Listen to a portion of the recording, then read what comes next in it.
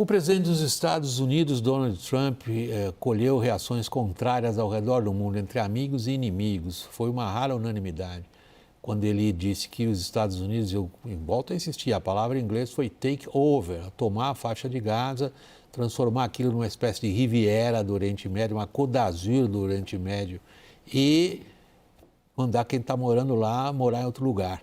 Confira na reportagem de Mariana Giangiacomo. Trump reiterou a proposta de deslocar cerca de 2 milhões de palestinos que vivem na faixa de Gaza sob comando do Hamas.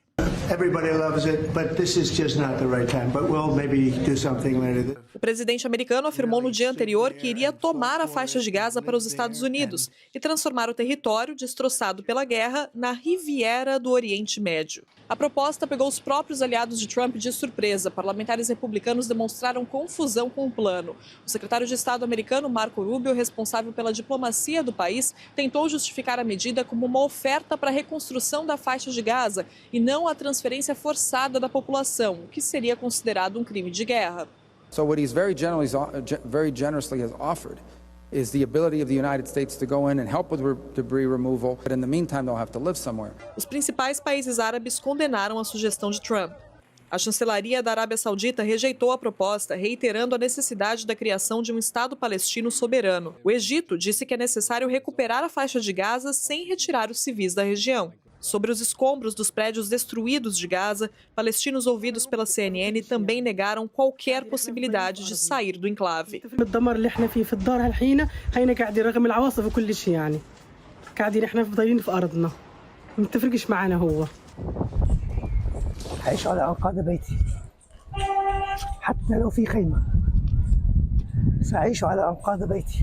Já em Israel, partidos de extrema-direita que fazem parte da coalizão do premier Benjamin Netanyahu celebraram a proposta.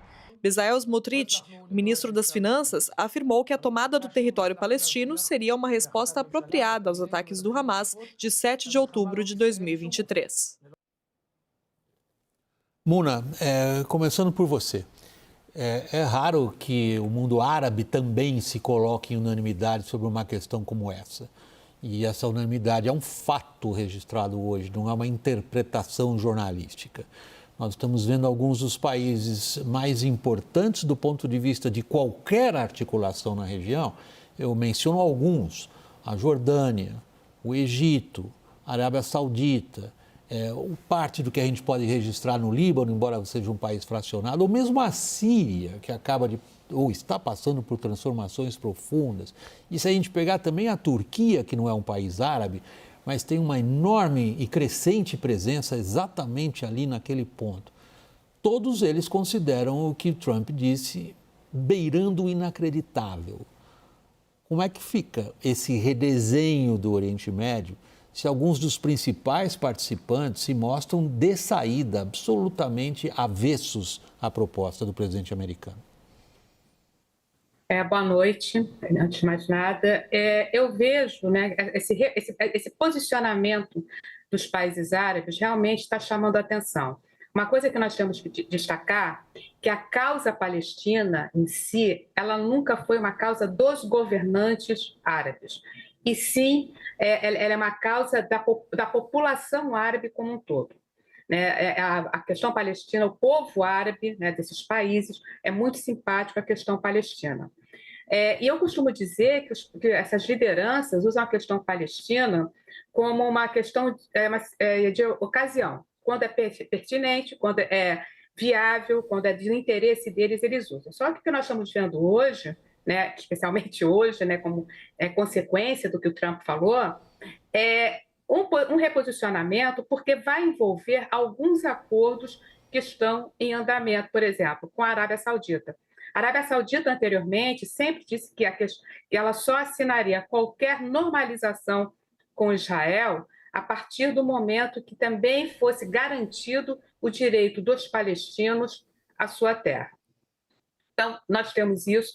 Por outro lado, nós também vimos em 2020 a assinatura dos Acordos de Abraão, né? Os Emirados Árabes, por exemplo, eles assinaram com o pressuposto de que a questão palestina, né, que Israel não anexaria a Cisjordânia ao Estado. Ou seja, Os países árabes hoje eles têm total interesse em que a solução dos dois estados, o acordo de Oslo, que foi assinado há 30 anos, se faça valer.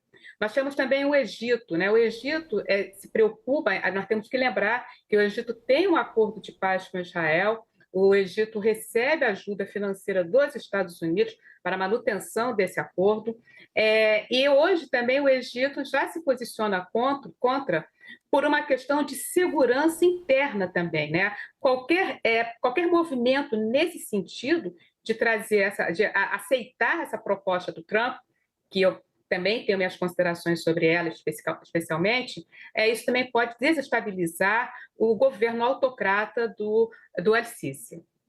Muna, a gente entra nesses aspectos específicos também. Eu queria colocar tanto o Michel quanto o Lorival na conversa com a seguinte indagação. Constatando o que a gente viu das reações hoje, Michel, Trump abriu uma oportunidade, como ele disse que tentaria abrir de redesenho do Oriente Médio, ou na verdade ele fechou uma oportunidade? Bom, boa noite a todos de novo.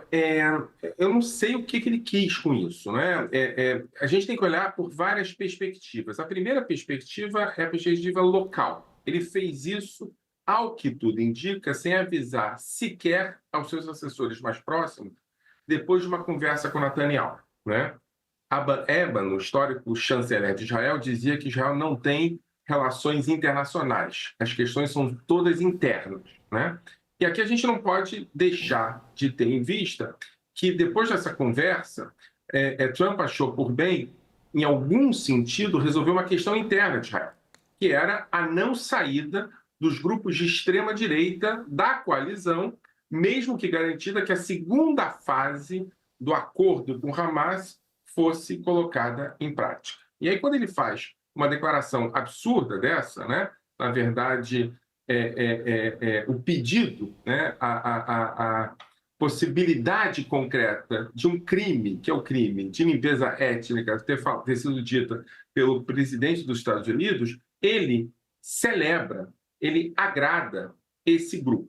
E aí, nesse sentido, ele garante a manutenção do acordo com o Hamas. Em algum sentido, uma das possibilidades de entender isso é a tentativa dele agradar internamente a coalizão de Netanyahu, né?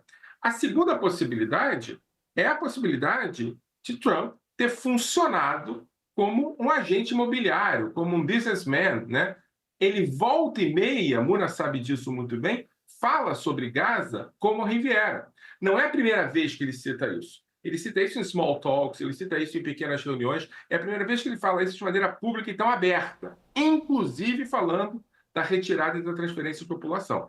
Mas ele volta e meia fala com a possibilidade de retomar Gaza, transformar Gaza numa referência internacional de turismo. É a primeira vez que ele fala isso, colocando como garantia a retirada de 2 milhões de pessoas. E aí, nesse sentido, o que ele pode ter conseguido foi o inverso. Foi ter arriscado que o Hamas não avance em direção à segunda fase do acordo. Então, se ele garantiu à coalizão de extrema-direita que não se rompa em Israel, pode ser que ele tenha fechado a porta para o Hamas, possibilitando que o Hamas, sim, agora recue da segunda fase do acordo, que para Trump é muito importante que aconteça. A gente está numa encruzilhada, né, Lorival? A gente quer entender o que ele queria, mas, em primeiro lugar, a gente está olhando o que ele conseguiu. O que ele conseguiu? Ele conseguiu chocar, que é algo que ele tem bastante prazer em fazer, né? Existem duas reportagens hoje, uma no New York Times, outra no Financial Times, que você juntando as duas, você pode entender o que está em jogo para ele. Eu li ambas, mas descreva porque vale a pena para a nossa audiência. Os detalhes são muito saborosos. Saborosos nesse sentido, reveladores. A do New York Times ouviu 4 fontes da Casa Branca que afirmam que ninguém discutiu isso dentro da Casa Branca, que isso não passou pelos processos protocolares de análise do Departamento de Estado, do Pentágono, do Conselho de Segurança Nacional, sobre a possibilidade de fazer isso, quanto custaria, quantas milhares de soldados americanos seriam envolvidos, nada disso, não foi nada discutido, zero. E que ele comunicou ao Netanyahu que falaria isso quando os dois estavam caminhando para a coletiva. Em outras palavras, ele improvisou. Foi algo impulsivo, né? Embora, de fato, ele já viesse namorando essa ideia. E aí vem o Financial Times, que ouviu um empresário do ramo imobiliário de origem europeia, mas israelense, que diz que recebeu um telefonema alguns dias atrás de um velho amigo que agora está na Casa Branca. Eu acho que esse cara é o Steve Witkoff, que é o enviado do Trump para o Oriente Médio, que é um empresário do ramo imobiliário, que vendeu o Park Lane Hotel de Manhattan para o Fundo Soberano do Catar. E perguntando 3 coisas, assim, vem cá, como é que é enviar dinheiro para a faixa de Gaza, né? Assim, como é que é a transmissão de dinheiro e tal. Segundo, como que é o acesso à energia na faixa de Gaza. E terceiro, haveria apetite de investidores do Golfo para um empreendimento na faixa de Gaza. E o Financial Times lembra que o plano para a prosperidade para a paz de 2020 do Trump era investir 50 bilhões de dólares na faixa de Gaza, que na época não estava totalmente destruída como agora, então aparentemente manteria a população lá, cederia grande parte do território da Cisjordânia para Israel, como de fato Israel já coloniza e já ocupa grande parte desse território, criaria ali num bairro de Jerusalém Oriental, um bairro bem assim, bem pobre e tal, uma capital para a autoridade palestina, para o Estado palestino, e com um muro bem alto separando de Jerusalém Oriental.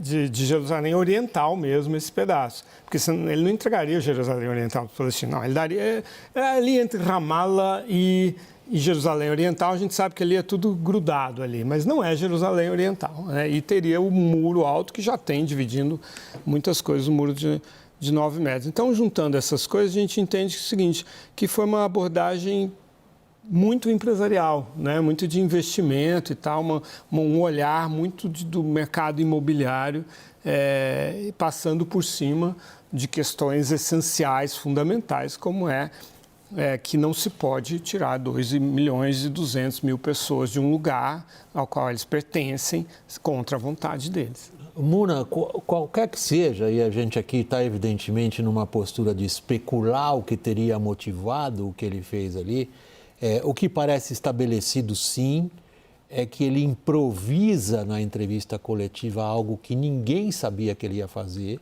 mas isso cria um fato consumado.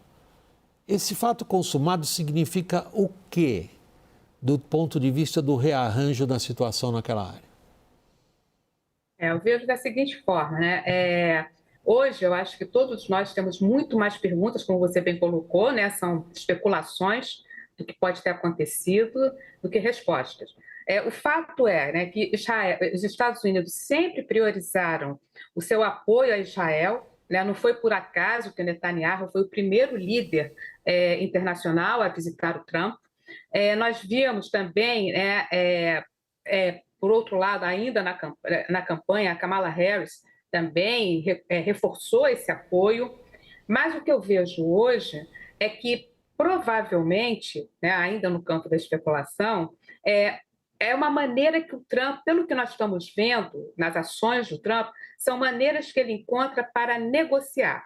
Alguma negociação ele vai tentar, seja com o Egito, seja com a Jordânia, né, seja com Israel, para poder pôr em frente algum plano. E aí sim eu digo, uma questão, um olhar muito empresarial, talvez ele queira atrair também os países do Golfo para isso, para esse investimento, mas fato é que se ele investir tanto nessa retirada dos palestinos, forçar todo, ele vai estar comprometendo o seu público interno, que aí sim o projeto do Make America First, Great Again, pode trazer uma situação interna para ele de muita resistência, né? E que o seu público interno, seus eleitores, comecem a questionar o seu governo. Até agora está todo mundo aceitando, de uma certa maneira, a questão a retirada de imigrantes, né? As deportações, estão atendendo o seu público. Agora, essa questão específica, eu não vejo que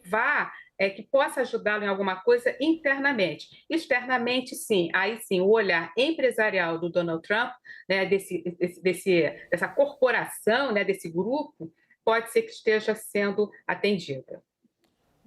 Michel, quando a gente considera o que tipo de reação que o Trump colocou em andamento, ela parece ter absolutamente fugido a qualquer previsão por parte dele. Ele tem dado uma demonstração frequente, sobretudo nessas 2 primeiras semanas, daquilo que já se antecipava, que ele demonstraria para todos nós, um alto grau de imprevisibilidade, um alto grau de impulsão, um narcisismo que lhe é típico. Agora, essa combinação é tóxica em termos de objetivos a serem alcançados numa região onde, por exemplo, seguindo o exemplo que a Muna acabou de mencionar, volte e meia, quando tem algum problema na área, apela-se para o dinheiro dos países do Golfo para resolver algum problema causado por um conflito mais agudo ou menos agudo ali próximo. Isto nunca dá certo, todas essas tentativas esbarram naquilo que é fundamental ali, que é o conflito religioso, o conflito étnico, o conflito geopolítico. Você acha que Trump tem a dimensão do que está em jogo? Eu acho que não, E eu acho que essas especulações, que são baseadas numa fala que a gente não entende de onde vem e o que pode acontecer, eu acho que elas têm um limite, né? Que é quem foi agradado com elas. Eu acho que isso a gente pode ter certeza, né? Lorival trabalhou aí com uma outra fase, que é a fase do acordo proposto por Trump na última cadência dele, em que ele oferece uma parte da cidade, que não é a cidade oriental, a cidade de Abu Dis, como capital de Jerusalém Oriental. Ou seja, ele oferece o que já tem, né? Isso é uma jogada muito interessante, muito empresarial. Ele oferece o que já tem e não precisa fazer nenhum esforço para isso. Mas quem pareceu agradado, quem elogiou a fala de Trump foram 2 grupos. Né? O primeiro grupo é a extrema-direita israelense. Né? Smotrich fez um comentário hoje de que, finalmente, a gente tem um aliado na Casa Branca. O próprio Benjamin Netanyahu falou que é histórico a fala de Trump. E um outro grupo que eu acho muito importante que a gente não perca de vista é o setor evangélico de direita e branco, eleitor de Trump, que recebeu muito bem a proposta de Trump, né? Que é uma proposta que você pode chamar de empresarial. A gente pode chamar uma proposta absurda. Mas, em última instância, tem uma referência teológica nessa proposta, né? Tem uma perspectiva de venda de sonho para essa proposta. Isso afeta no campo a política, né? Afeta no campo a política. Isso pode produzir, por exemplo, um realinhamento dos países árabes, dos chamados países moderados, em direção a uma outra perspectiva. O Irã pode voltar a ser legítimo nessa história, afinal de contas, o presidente dos Estados Unidos falando em limpeza étnica não é pouca coisa. Você pode ter o fortalecimento de uma base contra os Estados Unidos a partir de uma nova perspectiva do Egito, da Jordânia e dos outros países do Golfo. Você pode ter reações que a gente não tem muita noção do que pode acontecer. Entretanto, você tem fortalecimento da base política de apoio a Trump. A gente não pode esquecer que essa perspectiva empresarial também é uma perspectiva política empresarial. Ou seja, Trump está garantindo que os consumidores do trumpismo fiquem felizes. Nesse sentido, eu acho que, apesar dele não ter muita noção do que isso pode produzir em termos políticos no Oriente Médio, ele tem muita noção do que isso pode produzir em termos políticos na sua base eleitoral, entre os seus consumidores, entre os seus clientes. Se bem que aí, seguindo a tua linha de raciocínio, Michel, a famosa lei das consequências não intencionais, se por um lado ele consegue assegurar uma base doméstica que lhe é importante, Por outro, a gente sempre fica preocupado em procurar consistências no que Trump faz. E aí há uma inconsistência gritante. Ele sempre foi um grande crítico do nation building. Ele sempre atacou todas as propostas de política externa de administrações anteriores, sobretudo no Afeganistão, por exemplo, que se dedicavam a refazer um determinado sistema ou de um determinado país onde os Estados Unidos mantinham a presença. Política, militar, não importa. É exatamente o que ele se propõe a fazer se ele take over Gaza. É nation building. A outra questão é, por que nós, americanos, temos que ter sangue dos nossos soldados nessas regiões? Como é que ele vai ocupar Gaza sem soldados? Então, há uma inconsistência aí também de consequências políticas?